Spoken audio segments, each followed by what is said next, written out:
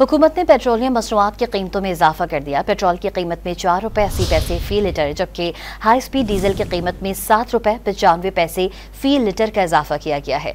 महंगाई के सताए अवाम ने पेट्रोलियम मसनूआत की कीमतों में इजाफे पर हुकूमत को आड़े हाथों ले लिया। शहरी कहते हैं कि इससे गरीब की कमर मजीद टूट जाएगी। तकलीफ हो रही है, जिसकी वजह से रोज़ बरोज़ वैसे ही सैलरियाँ कम है हमारी, और पेट्रोल की कीमत बढ़ने से हम बड़े परेशान हैं। कम खाने पीने की एशिया वो भी महंगी है और पेट्रोल भी महंगा हो गया। तो प्लीज़ मेरी रिक्वेस्ट है गवर्नमेंट से कि 5 रुपये कम कर दिए जाएँ। ये देखो, रात को आवाम सोई है, इन्होंने 5 रुपये बढ़ा दिया, ठीक है।